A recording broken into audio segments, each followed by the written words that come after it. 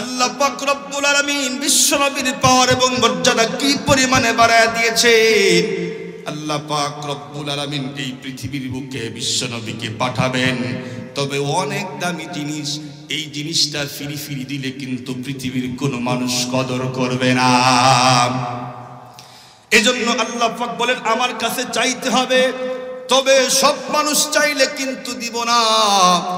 আমার কাছে যেই ব্যক্তি গ্রহণযোগ্যতা, আমার কাছে যেই ব্যক্তি অনেক দাম, গ্রহণযোগ্য ব্যক্তি যদি চায়, তাহলে অবশ্যই বিশ্বনবীকে আমি আল্লাহ পাক পাঠায়া দিয়া দিব।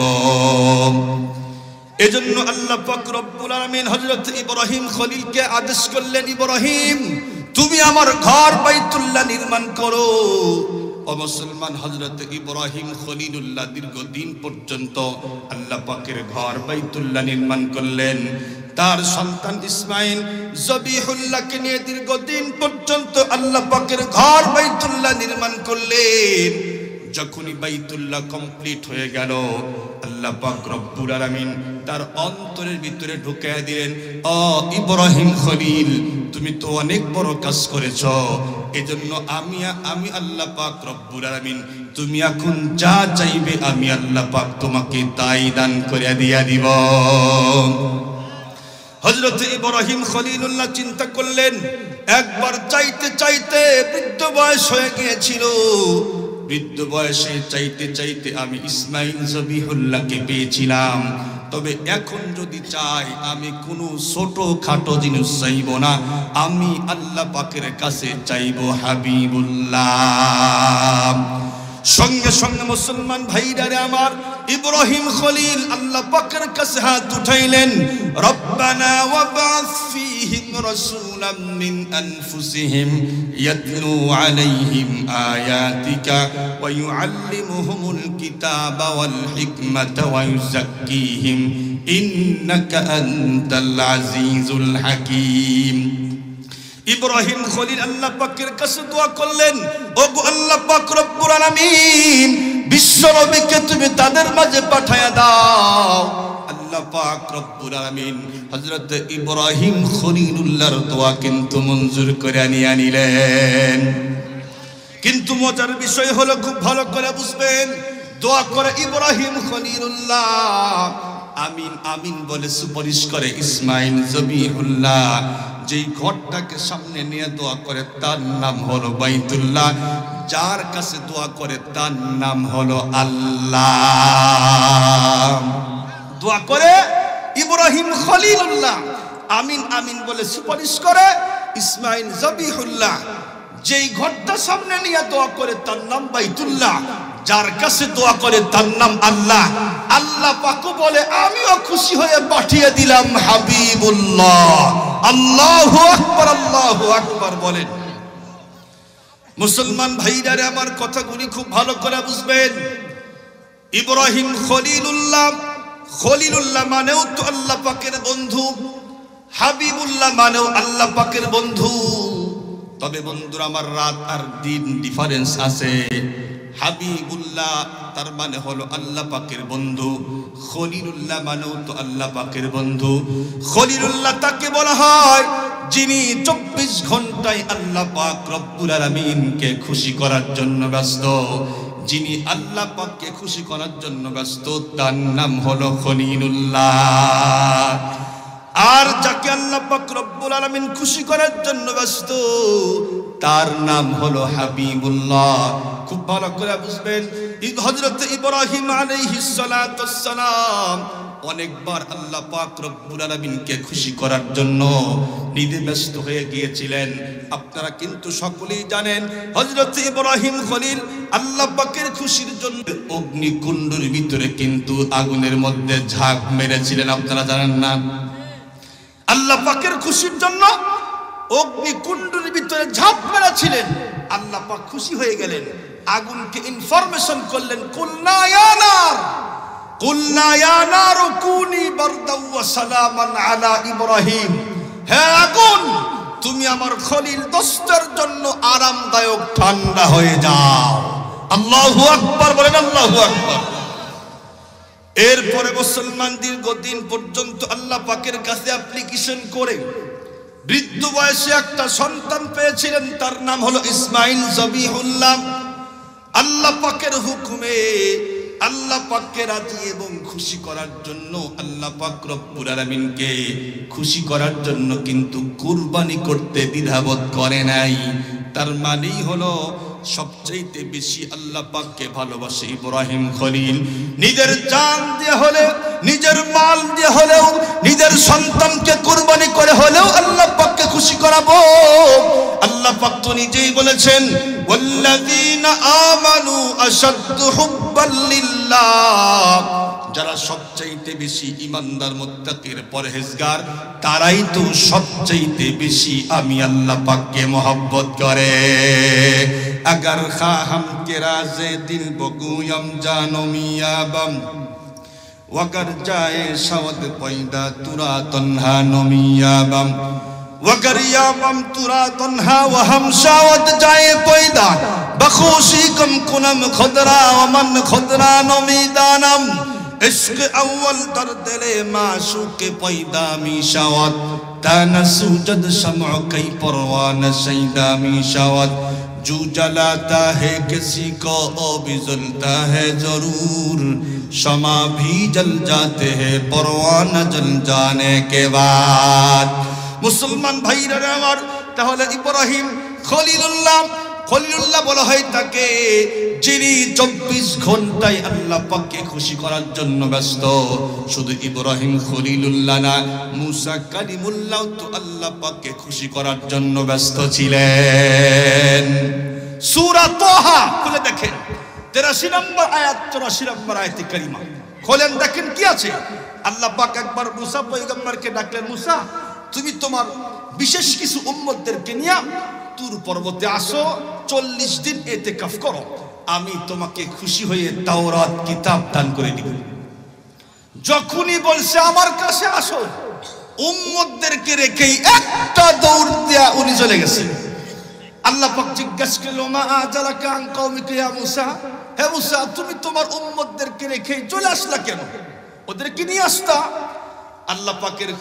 আল্লাহ পাকের এই পয়গম্বর মুসা কালিমুল্লাহ বলে, মুসা কালিমুল্লাহ বলে, ওমা আজালাকা আন কওমিকা ইয়া মুসা ক্বালা হুম উলাই আলা আসারি ওয়া আজিলতু ইলাইকা রাব্বি লিতারদা। ওগো আল্লাহ, ওই তারা তো আসতেছে, আসবে তো, তবে আমি আগেই আপনার কাছে আসছি একটা কারণে, সেটি হলো আমার দিনের ইচ্ছা। ওরা তো সকলে আসবে, আসতেছে, তবে আমি আপনার কাছে আগেই আসছি একটা কারণে, যেন আল্লাহ আপনি আমার প্রতি রাজি এবং খুশি হয়ে যান। মুসা কালিমুল্লাহ আল্লাহ পাককে খুশি করার জন্য ব্যস্ত। আমি আপনাদের জিজ্ঞেস করি, বলেন তো দেখি, আমরা এখানে আসছি একমাত্র কার জন্য আসছি? আল্লাহ পাকের খুশির জন্য আসছি। আমি হজ করে কেন করি, যাকাত কেন দেই, মাদ্রাসা কেন তৈরি করলাম, কেন ছেলেকে হাফেজ বানাবো, সবকিছুর একটাই টার্গেট, সেটি হলো যেন আল্লাহ পাক খুশি হয়। পৃথিবীর সব মানুষ এবং সব রাসূল আল্লাহ পাককে খুশি করার জন্য ব্যস্ত, কিন্তু আল্লাহ পাক বিশ্বনবীকে বলেন, ওগো রাসূল যে কোনো মূল্যে হোক না কেন আমি আপনার মুখ মলিন দেখতে চাই না, খুশি দেখতে চাই। আপনি যা চান তাই দিব, দিতেই থাকবো, দিতেই থাকবো, দিতেই থাকবো, যতক্ষণ না পর্যন্ত আপনি রাজি এবং খুশি না হবেন অতক্ষণ পর্যন্ত আমি আল্লাহ আপনাকে দিতেই থাকবো, দিতেই থাকবো। আল্লাহু আকবার, আল্লাহু আকবার বলেন। সূরাতুদ দুহা খুলে দেখেন, ওয়ালা সাওফা ইউতিকা রাব্বুকা ফাতারদা। রাসূল আমি আল্লাহ পাক আপনাকে অচিরে এমন কিছু জিনিস দিব আপনি খুশি হয়ে যাবেন। যখনই বললেন যতক্ষণ না খুশি হবেন অতক্ষণ পর্যন্ত দিতেই থাকব। বিশ্বনবীও সুযোগ পেয়ে গেল যে আল্লাহ তুমি যেহেতু বলেই দিয়েছো আমি খুশি না হওয়া পর্যন্ত তুমি দিতেই থাকবা। এজন্য আল্লাহ পাকের কাছে উনি অ্যাপ্লিকেশন করলেন। দেখেন উম্মতের জন্য বিশ্বনবীর অন্তরে কি পরিমাণে মহব্বত। আল্লাহর কাছে বললেন, আল্লাহ যতক্ষণ না পর্যন্ত আমার একটা গুনাহগার উম্মত জাহান্নামে থাকবে অতক্ষণ পর্যন্ত আমি বিশ্বনবী কশিন কালেও রাজি এবং খুশি হব না। আল্লাহু আকবার, আল্লাহু আকবার বলেন।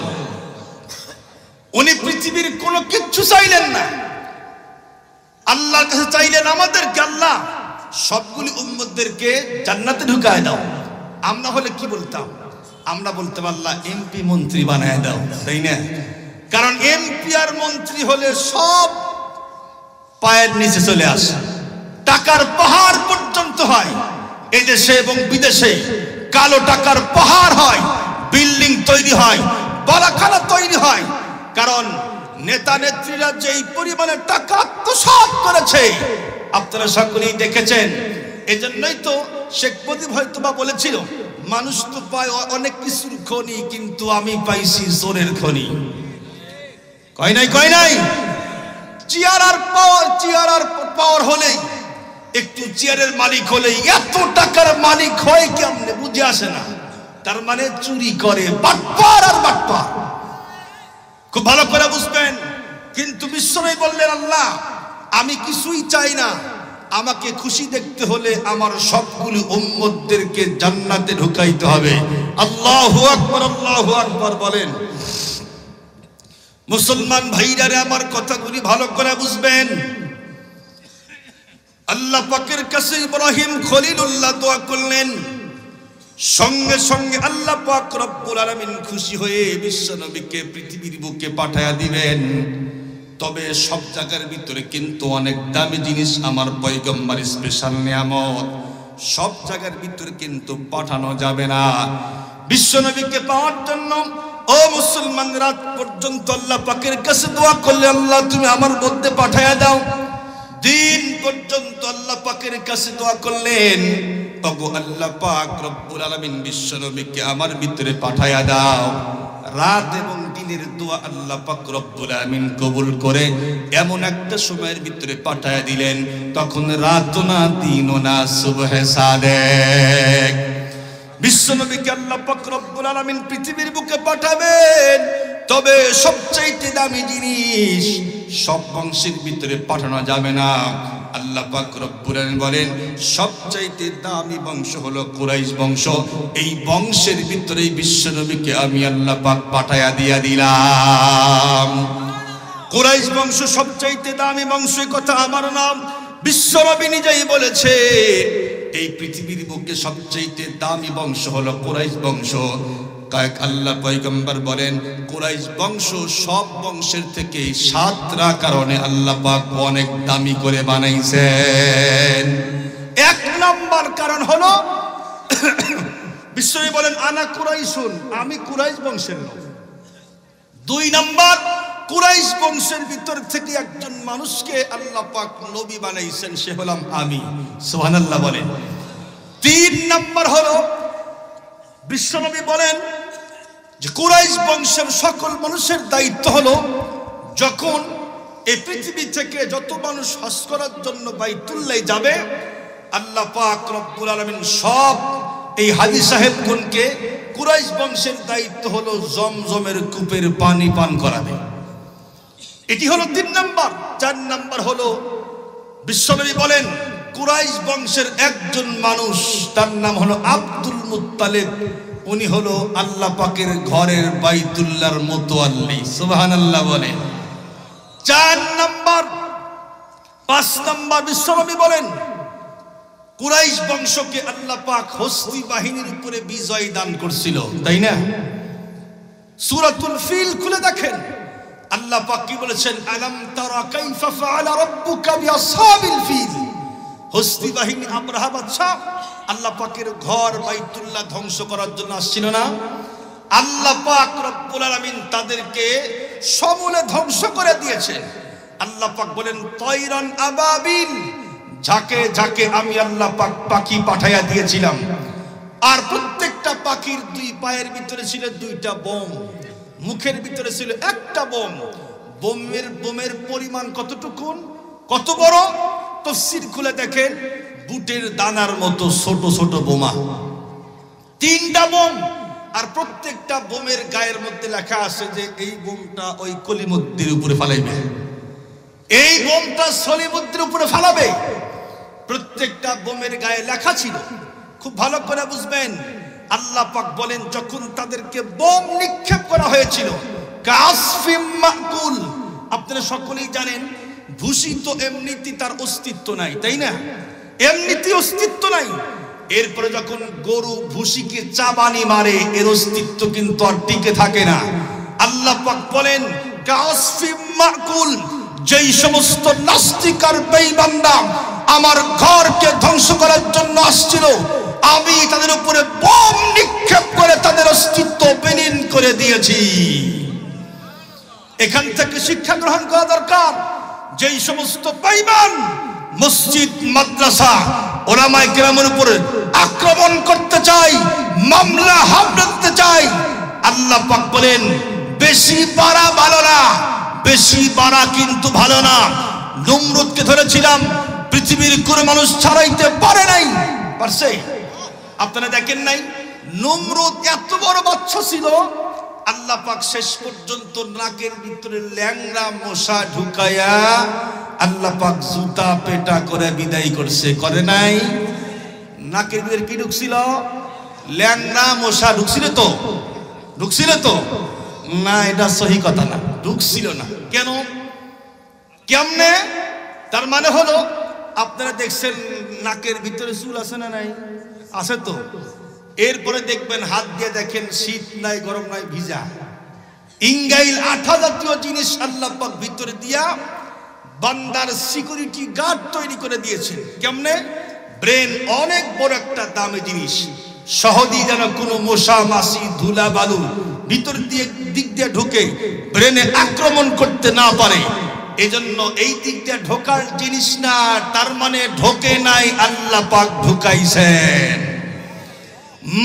ল্যাংড়া মশাকে আল্লাহ পাক নাকের ভিতরে দিয়ে ঢুকায়া ব্রেনে আঘাত করে একজন তার অধীনস্থ কর্মকর্তার জুতার স্যান্ডেলের বাড়ি খায় আল্লাহ পাক দেশ থেকে বিতাড়িত করেছেন।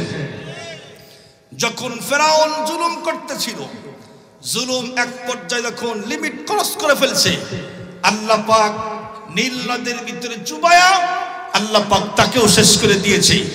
আমরা দেখেছি যখন এই পৃথিবীর বুকে বুশ জুলুম করতেছিল, সাংবাদিকের জুতার ঢাল খেয়ে আল্লাহ পাক বিদায় করে দিয়েছে। আমরা 2024 সাল দেখেছি যখন লেডি ফেরাউন জুলুম করতেছিল, জুলুম করতে করতে ওলামায়ে কেরামকে মামলা হামলা দিয়ে জেলের মধ্যে নির্যাতন করতেছিল, আল্লাহ পাক রব্বুল আলামিন এমন আছাড় মেরেছে, দেশ ছেড়ে পালাইতে বাধ্য হয়েছে। কতক্ষণ ঠিক কিনা? জুলুম করলে টিকে থাকা যায় না। যিনি জালেম হবেন, আল্লাহ পাক বলেন ওয়ালা তাহসাবান্নাল্লাহা গাফিলান আম্মা ইয়ামালুয যালিমুন, তোমরা কি মনে করো যে জালেম যা করে আমি তা দেখি না? সব দেখি, কিন্তু আল্লাহ পাক বলেন আমি ছেড়ে দেই, ছাড় দেই না। আব্রাহা বাদশাকে আল্লাহ পাক শেষ করে দিয়েছে। তো বিশ্বনবী বললেন শোনো, 5 নম্বর কারণ হলো কুরাইশ বংশের সব মানুষকে আল্লাহ পাক হস্তি বাহিনীর উপরে বিজয় দান করেছিল। সুবহানাল্লাহ বলেন। 6 নম্বর হলো বিশ্বনবী বলেন শোনো, যখন পৃথিবীতে কোনো মানুষ আল্লাহ পাকের গোলামি করত না, সকলেই যখন লাত, মানাত, উজ্জা, মা কালী, মা সরস্বতী, মা লক্ষ্মী, মা দুর্গা, এরপরে মা গরু আছে না নাই? গরু কি হয়? সকলেই তো কয় না। গরু কি হয়? গরু যদি মা হয় তাহলে বলদ কি? বলদ তো বাবাই হয়, কিন্তু দেখবেন গরুকে মা কয়, বলদকে বাবা কয় না। কেন? তার মানে জাতে মাতাল তালে ঠিক আছে। গরুকে অনেক মহব্বত করে, এজন্য বলে মা তোমাকে মহব্বত করি, তোমার দুধ খাই কিন্তু গোশত খাই না। এই জাতীয় একজন হিন্দুর সাথে আমার দেখা হয়েছে। আমি এক বিয়েতে গেছি, গরু জবাই করছি, আমি তাকায় দেখি একজন হিন্দু সালানে আর সুরিনে দাঁড়া আছে। আমি জিজ্ঞেস করলাম ভাই কি করবেন? উনি বলে হুজুর আমি এই গরুর সামনে দিয়া দাবাগাত করে জুতা বানাবো। তো আমি জিজ্ঞেস করলাম ভাই গরু আপনাদের কি হয়? উনি বলে হুজুর গরু আমাদের মা হয়। আমি বললাম ভাই গোশত কি খান? উনি বলে হুজুর কেমন কথা বলবেন না, কারণ মাকে মহব্বত করি তো এজন্য মার দুধ খাই, গোশত খাই না। আমিও বললাম ভাই যেই সন্তান মাকে মহব্বত না করবে সে কশ্চিন কালেও সুসন্তান হতেই পারে না। আপনি যেহেতু মাকে মহব্বত করেন, এজন্য সুসন্তান হওয়ার আলামত আপনার ভিতরে আছে। তবে আমার জিজ্ঞাসা হলো, মাকে এত মহব্বত করেন, মার দুধ খান, গোশত খান না, মার সামনা দিয়ে কি করবেন? তখন উনি বুঝে ফেলছেন যে হুজুর তো খাম করছে রে। আমি বললাম, ভাই মাকে মহব্বত করেন, মার দুধ খান, গোশত খান না, কিন্তু মার সামনা দিয়ে জুতা বানিয়ে হাঁটবেন। আপনার মতো বেয়াদব সন্তান আসমানের নিচে জমিনের উপরে একটাও হতে পারে না। আমরা কি বলি, মা তোমাকে মহব্বত করি তো এই জন্য তোমার দুধ খেয়ে আমরা বড় হয়েছি, তবে আমাদের দেহের চামড়া কেটে যদি তোমার স্যান্ডেল বানায় দেয়, কোশ্চিন কালেও তোমার দুধের ঋণ শোধ হবে না। এটা আমাদের বক্তব্য। এদের বক্তব্য মাকে মহব্বত করি, মার দুধ খাই, গোশত খাই না, মার চামড়া দিয়ে হাঁটি। কত বড় বেয়াদব আর বেয়াদব, কথা কোন ঠিক কিনা?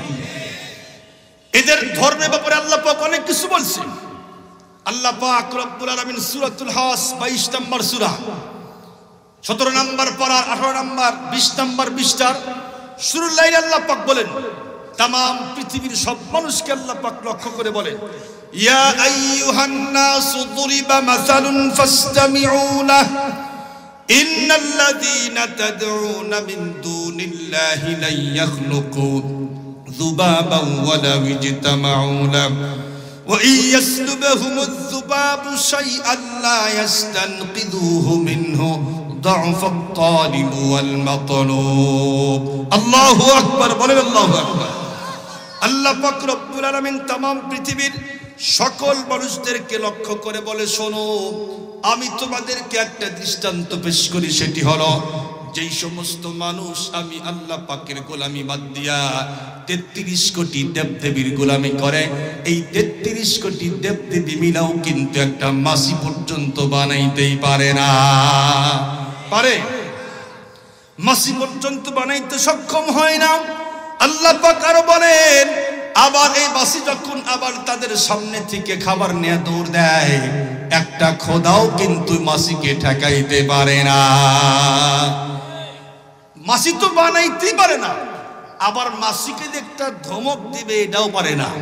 দেখেন না, যখন মা কালী, মা সরস্বতী পূজা হয়, এই মার সামনে ভোগ দেয় না, আম, জাম, কাঁঠাল, লিচু, আরো অনেক কিছুই তো দেয়, একটাও তারা খায় না। খায় কারা?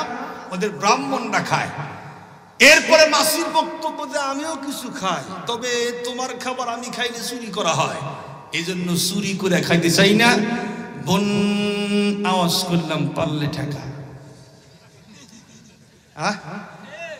আওয়াজ করে পেট ভর্তি করে খায়া মা কালীর সামনে গিয়া কয়, আসসালামু আলাইকুম, গেলাম, থাকো।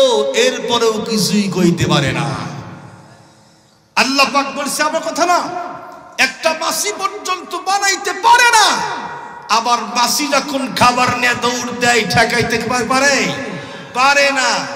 আল্লাহ আমরা সারা জীবন পড়ছি, দেখছি, আমরা যিনি খোদা হবেন তিনি হলো বান্দাকে বানাবেন, কিন্তু বান্দাই খোদাকে বানায়, আবার কেমন ধর্ম? এদের ধর্ম বানোয়াট, ভাওতাবাস, অনেক প্রমাণ আমার কাছে আছে। আমি তখন এক মসজিদে, সিরাজগঞ্জ এক মসজিদে খতিবগিরি করি, তখন এই মসজিদের সাথেই ছিল একটা সুইপার কলোনি। কি কলোনি? Sweeper colony. এদের একজন ব্রাহ্মণ ছিল, মৌসো লম্বা, দাড়িও লম্বা।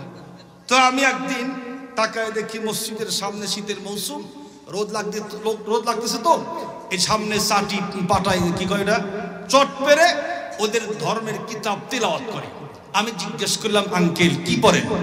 উনি বলে, হুজুর আমাদের ধর্মের কিতাব পড়ি। আমি বললাম, একটা সত্য কথা বলবেন, আপনাদের কোন ধর্মের কিতাবের মধ্যে কি আছে মূর্তির পূজার কথা? উনি তখন এদিক ওদিক তাকায় আর বলে, হুজুর কি জিজ্ঞেস করলেন? উনি কসম করে বলে, হুজুর মূর্তির পূজার কথা পৃথিবীর কোন গ্রন্থের মধ্যে নাই। আল্লাহু আকবার কোন? কোন কিতাবের মধ্যে নাই। উনি বলে, পূজা করতে হবে একমাত্র আল্লাহর। খুব ভালো করে বুঝবেন। শেষ কথা বলি, ওদের ধর্ম একদম ভানোয়াট, এরাই প্রমাণ দিয়েছে।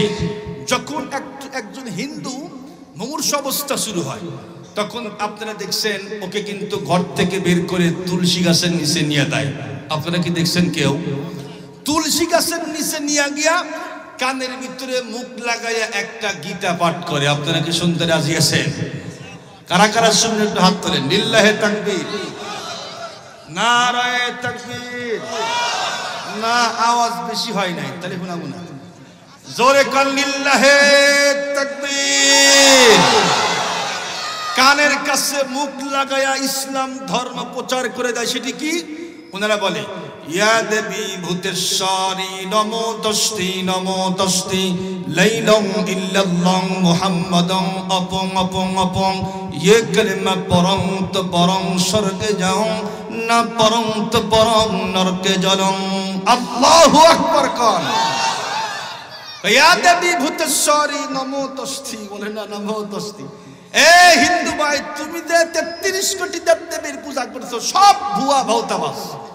তবে লাইলং ইল্লাল্লাহ মুহাম্মাদং অপং অপং অপং লা ইলাহা ইল্লাল্লাহ মুহাম্মাদুর রাসূলুল্লাহ, এটাই হলো চির সত্যি কথা, এটাই চির সত্যি কথা। ये कलमा পরং তো পরং স্বর্গে যাও। যদি এই কালেমা পড়ো তো স্বর্গে যাইবা, জান্নাতে যাইবা। না পরং তো পরং নরকে জ্বলং। যদি না পড়ো তো তাহলে জাহান্নামে যাইবা। আল্লাহু আকবার বলেন। আল্লাহ। মুসলমান ভাইরা আমার লম্বা করতে চাই না, বিশ্বনবী বললেন শোনো, 6 নাম্বার কারণ হলো যখন পৃথিবীতে কোনো মানুষ আল্লাহ পাকের গোলামি করত না, সকলেই লাত মানাত উজ্জা পৃথিবীতে সব মূর্তির পূজা করত, তখনও কুরাইশ বংশের মানুষ টানা 10 বছর পর্যন্ত আল্লাহ পাকের গোলামি করত। এটি হলো 6 নম্বর কারণ। 7 নম্বর কারণ হলো আল্লাহর পয়গম্বর বলেন এই কুরাইশ বংশের নামেই আল্লাহ পাক একটা সূরা নাজিল করে দিয়েছে, সূরাতুল কুরাইশ। আল্লাহ পাক তাদের বংশের নামেই কিন্তু নাজিল করে দিয়েছে। লিইলাফি কুরাইশ ইলাফিহিম রিহলাতাশ শিতাই ওয়াস সাইফ ফালইয়াবুদু رب هذا البيت الذي أطعمهم من جوع وآمنهم من خوف। মুসলমান ভাইরা আমার, আল্লাহ পাক রব্বুল আলামিন বিশ্ব নবীকে যেই ধর্মের ভিতরে, যেই বন্ধুরা আমার বংশের ভিতরে পাঠাইলেন, এটাও হলো সবচাইতে দামি একটা বংশ। খুব ভালো করে বুঝবেন, আল্লাহর পয়গম্বর বিশ্ব নবীকে আল্লাহ পাক যখন পাঠাইলেন, বিশ্ব নবী কি পরিমাণে সুন্দর ছিল। ও মুসলমান, সবগুলি কথা বলতে গেলে কিন্তু অসময়ে কুলাবে না। এজন্য আমি আপনাদের সামনে শুধুমাত্র টাচ দিয়া যাই। খুব ভালো করে বুঝবেন, বিশ্ব নবী যখন জন্মগ্রহণ করলেন, ওই দিক থেকে মুসলমান হালিমাতুস সাদিয়া আসছে বাচ্চা নেওয়ার জন্য, কিন্তু এসেই দেখে সবগুলি বাচ্চাদেরকে নিয়ে চলে গেছে, শুধুমাত্র কেবলমাত্র একটা বাচ্চা রয়ে গেছে, তার নাম হলো মুহাম্মদ। তার আব্বা কিন্তু নাই দুনিয়ার বুকে, এজন্য অর্থ করিও পাওয়া যাবে না। এজন্য কোনো মানুষ এই সন্তানকে দুধ পান করার জন্য নেয় নাই। হযরত হালিমাতুস সাদিয়া স্বামীর সঙ্গে পরামর্শ করলেন কি করা যায়। স্বামী বলল শোনো, সন্তান নেব কি নেব না পরের সাবজেক্ট, আগে দেখে আসি সন্তান কেমন। খুব ভালো করে বুঝবেন, হযরত হালিমাতুস সাদিয়া রাদিয়াল্লাহু তাআলা আনহা স্বামীকে সঙ্গে করে নিয়ে হাঁটি হাঁটি পা পা করে বিশ্বনবীর বাড়ি পর্যন্ত চলে গেলেন। উনি সেখানে যাওয়ার পরে দেখেন বিশ্বনবীকে ঢেকে দেওয়া হয়েছে। উনি বললেন চাদরটা সরাও।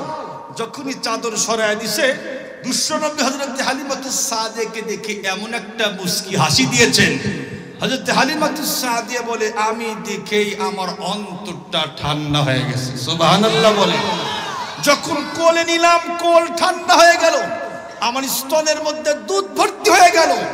আমার দিল সাক্ষী দেয়, এ হালিমা, তুমি কিছু পাও আর না পাও, বিশ্বনবীকে পেয়েছো।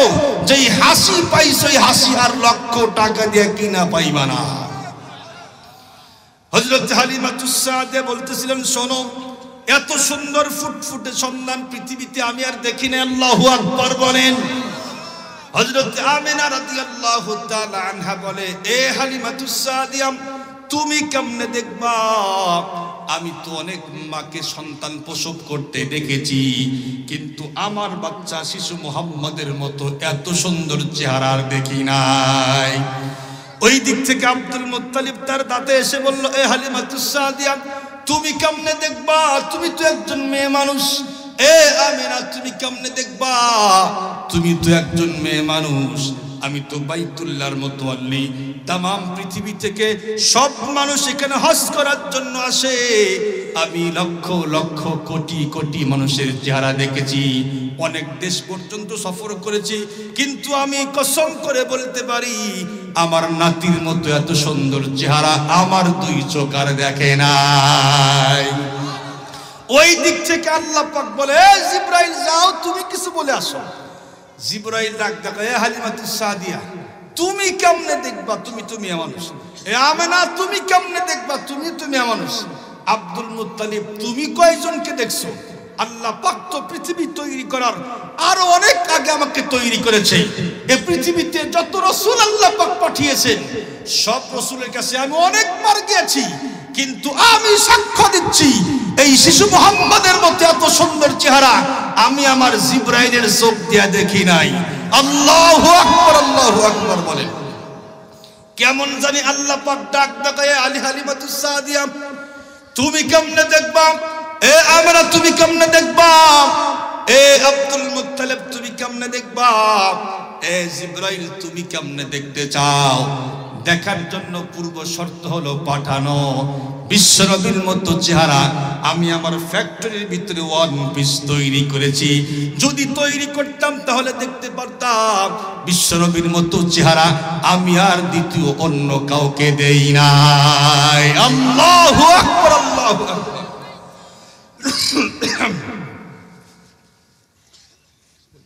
আচ্ছা, বিশ্বনবী কত সুন্দর, শুধুমাত্র টাচ দিব ভাই। আল্লাহ পাক কত বড় নিয়ামত দিয়েছেন, কত বড় নিয়ামত দিয়েছেন। হযরত আয়েশা সিদ্দিকা রাদিয়াল্লাহু তাআলা আনহা বলেন, উনি নিজের স্বামীর প্রেমে পাগল হয়ে গেছে। আমরা তো বর্তমান জামানায় দেখতেছি নিজের স্বামীর প্রেমে পাগল না হইয়া অন্যের স্বামীর পিছ ধরে, আছে না নাই? অ্যান্ড্রয়েড ফোন আসার পরে যা শুরু হয়েছে, আল্লাহ এটার কোয়া দেব।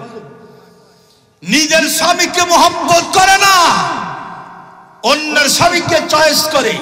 নিজের সন্তানকে রেখে 2 সন্তান 3 সন্তান, এমন আছে 5 সন্তানের জননী হয়ে সন্তানদেরকে রেখেই অন্যত্রে ভেগে চলে গেছে, আছে না নাই? এটা হলো এই বর্তমান অ্যান্ড্রয়েড ফোনের কারিশমা, রে কি বলেন? তো যাই হোক, বিশ্বনবীর প্রেমে হযরত আম্মাজান আয়েশা সিদ্দিকা পাগল হয়ে কবিতা আবৃত্তি করতেছে। লানা শামসুন ওয়ালিল আফাকি শামসুন ওয়া শামসি খায়রুম মিন শামসিস সামাই ফাইন্নাশ শামসা তাতলু'ু বা'দা ফাজরি ওয়া শামসি তাতলু'ু বা'দাল ইশাই।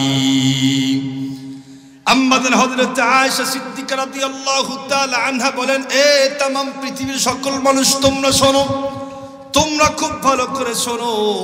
আসমানের একটা সূর্য আছে, আমারও তো একটা সূর্য আছে, তবে আসমানের সূর্যের থেকে আমার সূর্য হলো 1000 গুণ অনেক বেশি ভালো।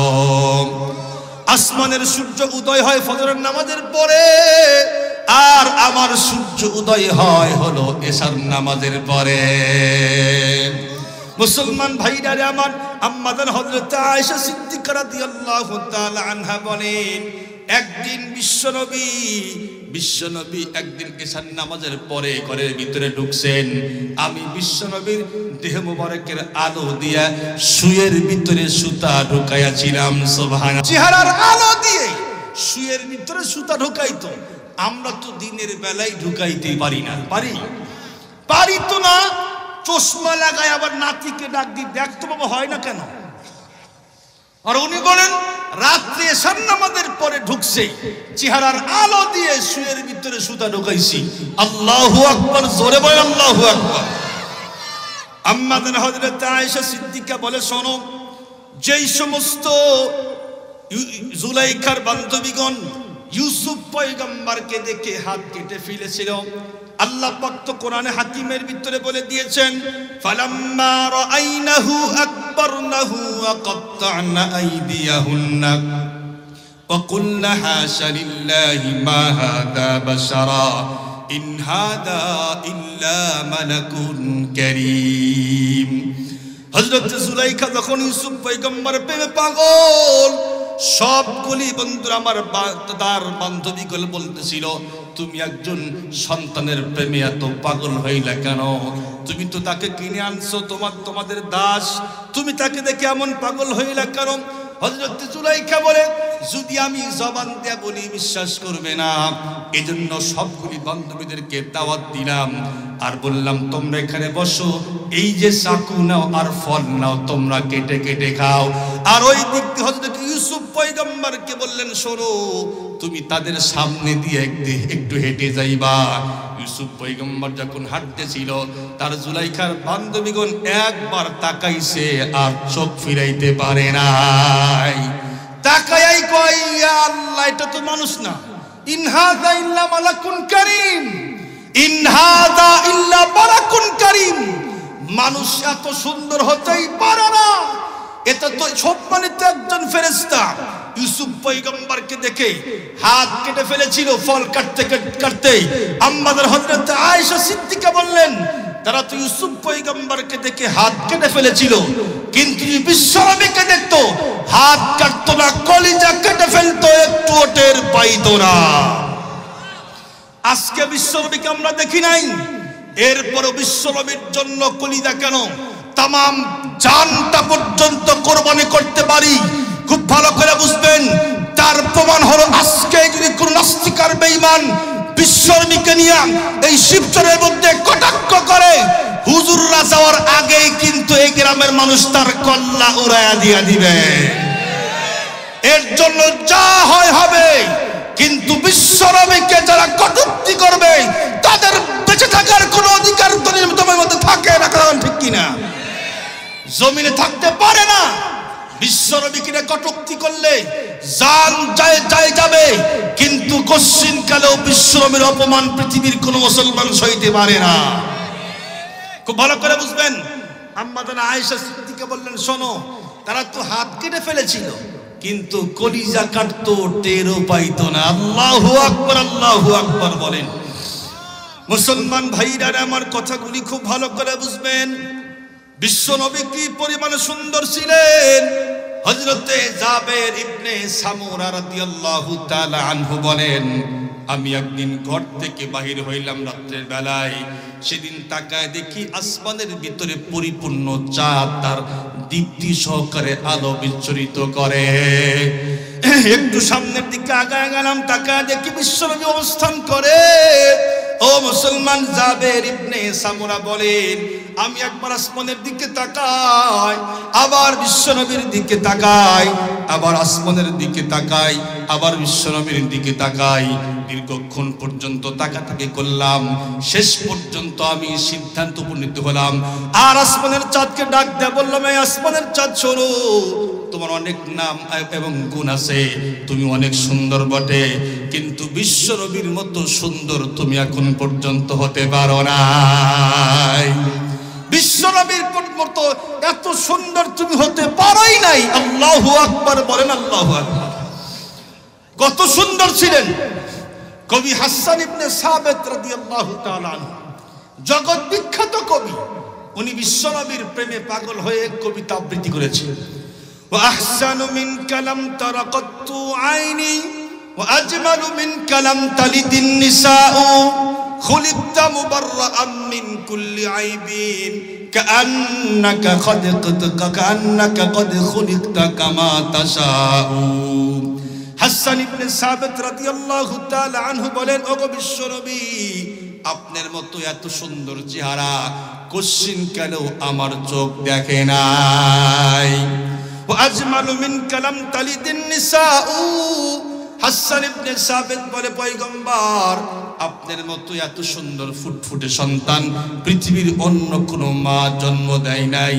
খুলিকতা মুবাররাআম মিন কুল্লি আইবিন, খুলিকতা মুবাররাআম মিন কুল্লি আইবিন। হাসান ইবনে সাবিত বলে, শোনেন, আল্লাহ পাক রব্বুল আলামিন আপনাকে দুনিয়ার সব রকমের দোষ ত্রুটি মুক্ত করে একদম পবিত্র করে বানায়া দিয়েছে। যেমনে আপনি চাইছেন, আমার তো মন বলে আপনাকে আল্লাহ পাক আপনার মন মতো বানায়া দিয়েছে। আল্লাহু আকবার। আমরাও যখন কোনো একজন সুন্দর মানুষকে দেখি তাকায় থাকি, কিন্তু অনেক ত্রুটি চোখে পড়ে, তাই না? কই লোকটা অনেক সুন্দর রে, কিন্তু নাকটা একটু চ্যাপ্টা। লোকটা অনেক সুন্দর, কিন্তু যদি একটু লম্বা হয়তো। লোকটা অনেক সুন্দর রে, এ গায়ের মধ্যে কোনো গোস্ত নাই।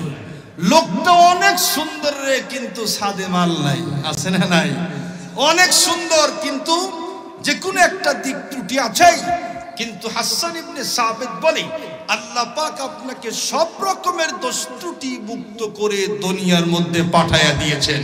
আল্লাহু আকবার বলেন, আল্লাহু আকবার।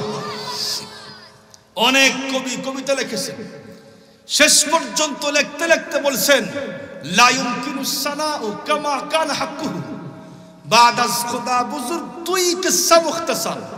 ওগো বিশ্বনবী, আপনার হক আদায় করে আপনার প্রশংসা পৃথিবীর কোনো মানুষ করতে পারবে না। তবে শেষ কথা হলো, আল্লাহ পাকের পরেই আপনার মর্যাদা, এর চেয়ে বেশি কিন্তু বলার নাই। মুসলমান ভাইরা আমার কথাগুলি দিল্লা বুঝবেন। বিশ্বনবী কি পরিমাণে সুন্দর ছিলাম, বিশ্বনবী কি পরিমাণে সুন্দর ছিল একটু বললাম। এরপরে বিশ্বনবীর মুসলমান ঘাম মোবারক কিন্তু মুজিজা ছিল। সুবহানাল্লাহ বলেন। আমরা ঘামলে কিন্তু দুর্গন্ধ বের হয়, আর বলে ভাই একটু দূরে থাকো, অনেক দুর্গন্ধ। যদি একদিন পর্যন্ত গোসল না করে কাছে কিন্তু যাওয়া যায় না। অথচ বিশ্বনবী যখন ঘামতেন, দূর থেকে ঘামের ফোঁটাগুলি ও মুসলমান মুক্তার দানার মতো মনে হইতো। সুবহানাল্লাহ। সাহাবায়ে কেরাম মুসলমান আতরে শিশি নিয়ে আসতো, পয়গম্বর বিশ্বনবী তার ভিতরে ঘাম মোবারক ঢুকায়া দিতেন। তারা বিভিন্ন অনুষ্ঠানে সেই ঘাম আতর হিসাবে ব্যবহার করতেন।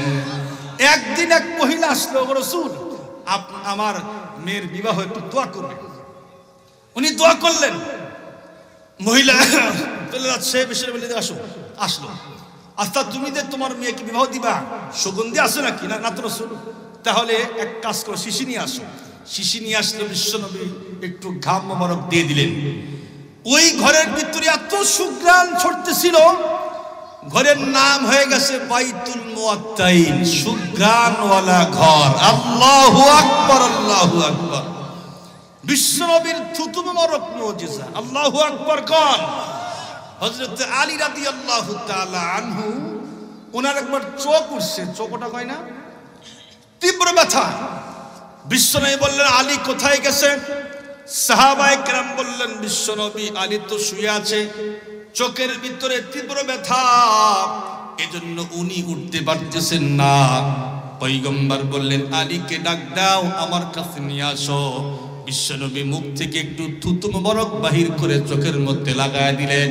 হযরত আলী বলে, আগে যেমন ছিল তার থেকে ডবল ভালো হয়ে গেল।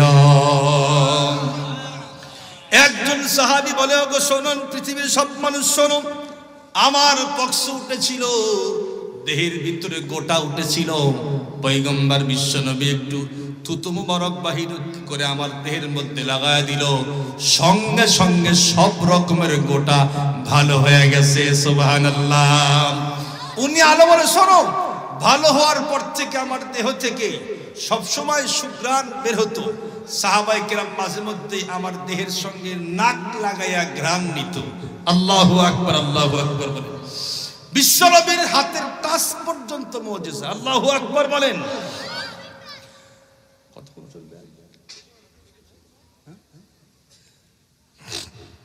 হযরত উবাদা ইবনে সামিত রাদিয়াল্লাহু তাআলা, মুসলমান ভাইরা আমার কথাগুলি ভালো করে বুঝবেন। হযরত উবাদা ইবনে সামিত রাদিয়াল্লাহু তাআলা আনহু বলেন, আমি একদিন হযরতে আনাস রাদিয়াল্লাহু তাআলা আনহুর বাড়িতে দাওয়াত খাওয়ার জন্য গেলাম। যখন খাবার শেষ হয়ে গেল, হযরতে আনাস রাদিয়াল্লাহু তাআলা আনহুর বাদী আমাকে একটা রুমাল দিল হাত মোছার জন্য। কিন্তু আমি তাকায় দেখি রুমালের ভিতরে পর্যাপ্ত পরিমাণ ময়লা। এই রুমাল দিয়ে বন্ধুরা আমার হাত মোছার যোগ্য না। হযরতে আনাস বললেন, এই রুমালটা সুন্দর করে পরিষ্কার করে নিয়ে আসো। হযরতে আনাস রাদিয়াল্লাহু তাআলা আনহুর বাদী এই রুমালটা নিয়ে বন্ধু আমার জ্বলন্ত আগুনের চুলার ভিতরে ঢুকায়া দিল। একটু পরেই বন্ধু আমার রুমালটা সুন্দর করে সেখান থেকে বাহির করলো। হযরত উবাদা ইবনে সামিত বলে, আমি তাকায় দেখি রুমালটা ঝকঝকে চকচকে পরিষ্কার হয়ে গেছে, একটা ময়লা রুমালের দেহের মধ্যে নাই। উবাদা ইবনে সামিত রাদিয়াল্লাহু তাআলা আনহু বললেন, এ আনাস, কারিশমা কি বুঝলাম না, রুমালটা ডাইরেক্ট আগুনের মধ্যে ঢুকা দিলা, কিন্তু আগুন স্পর্শ করতেই পারলো না, কি হয়েছে একটু কারিশমা আমারে বলো। হযরত আনাস রাদিয়াল্লাহু তাআলা আনহু বলেন, তোমার মতো একদিন বিশ্বনবী আমার ঘরের মধ্যে আসছিলেন দাওয়াত খাওয়ার জন্য। খাওয়ার শেষে এই রুমালটা বিশ্বনবীর হাতের ভিতরে দিয়েছিলাম। বিশ্বনবী যেদিন থেকে এই হাত রুমালটার মধ্যে টাচ লাগাইছে, ওই দিন পর থেকে এই রুমালটাকে পৃথিবীর কোনো আগুন আর জ্বালাইতেই পারে না।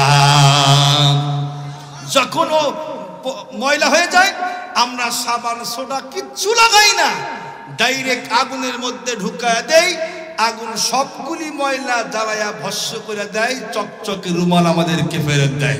আল্লাহু আকবার, আল্লাহু আকবার বলেন। মুহতারাম হাজিরিন, বলতে গেলে অনেক কথা। রাসূলুল্লাহর টাচ মুজিজা, রাসূলুল্লাহর সবকিছুই মুজিজা, রাসূলুল্লাহর চুল মুজিজা, সব বলতে গেলে অনেক লম্বা হবে। আমি বলতেছিলাম একটা নিয়ামত, স্পেশাল নিয়ামত আল্লাহ পাক আমাদেরকে দিয়েছেন। বিশ্বনবীকে আমরা নবী হিসাবে পেয়ে খুশি না বেজার? কারা কারা খুশি একটু দুহাত তুলে আল্লাহকে দেখান, টান টান করেন, নারা দেন, নারা দেন, নারা দেন। লিল্লাহে তাকবীর, নারায়ে তাকবীর। আল্লাহ তুমি দেখো আমরা সকলে বিশ্বনবীকে পেয়ে আমরা রাজি এবং খুশি, আমিন কর। হাত নামান। রাজি এবং খুশি যারা হন নাই তারা দিবেন না। যারা রাজি এবং খুশি, বিশ্বনবীর এই মাদ্রাসা না, মাদ্রাসা কার? রাসূলের তরিকার মাদ্রাসা এটা। এখানে 1 টাকা হলেও দিবেন। যে দিবেন না, আমরা বুঝবো আপনি রাসূলুল্লাহকে পেয়ে খুশি হন নাই। আর আল্লাহ তো ক্যামেরা করছে না, ফেরেশতা আছে, ভিডিও হয়ে গেছে। এজন্য একটা মানুষও না দিয়ে যাবেন না, সকলেই দিবেন, তবে যা পারেন তাই দিবেন। আমাদের এই মাদ্রাসার জন্য ভবন নির্মাণ করা হবে, অনেক ইটের দরকার। দেখি কোন আল্লাহর বান্দা সর্বপ্রথম 1 গাড়ি ইট দিবেন, এমন লোক আছেন কি দেখি? 10,000 ইট কমপক্ষে লাগবে। 1 গাড়ি ইট দেওয়ার লোক এখানে আসেন? বিশ্বনবীর মহব্বতে যেই নিয়ামত আল্লাহ পাক আমাদেরকে দিয়েছেন, এই নিয়ামতের মহব্বতে 1 গাড়ি ইট দেওয়ার লোক কি আছেন এখানে? আছে কি? আছে কি? একজন হাত উঠায় দেখান। 1 গাড়ি না দিলে হাফ গাড়ি দেন, এমন লোক নাই? সংখ্যা যতই হোক, সংখ্যা যতই হোক, 1 গাড়ি ইট দিবেন। আমার ভাইয়ের নাম কি? ডাক্তার ফরহাদ হোসেন ভাই। 1 গাড়ি মানে 1 ট্রাক ইট। আলহামদুলিল্লাহ কর, লিল্লাহে তাকবীর। আল্লাহ তুই ভাইয়ের দানখানা কবুল কর, আমিন। জানে মানে বরকত দাও, আমিন। বিশ্বনবীর মহব্বতে দান করেছে 1 গাড়ি ইট। আল্লাহ তুমি দানখানা কবুল করে নিয়ে কিয়ামতের মাঠে সিদ্দিক আকবরের সঙ্গে, আল্লাহ সিদ্দিক আকবরের সঙ্গে বিশ্বনবীর সুপারিশ গ্রহণ করে তুমি তাকে জান্নাতুল ফেরদাউসের মেহমান বানায়া দাও, আমিন। সকলে আমিন জোরে কোন। আরো কেউ কি আছেন বিশ্বনবীর মহব্বতে দিবেন কিছু ইট? 1 গাড়ি না দেন, হাফ গাড়ি দিবেন তো ইনশাআল্লাহ। দিবেন না?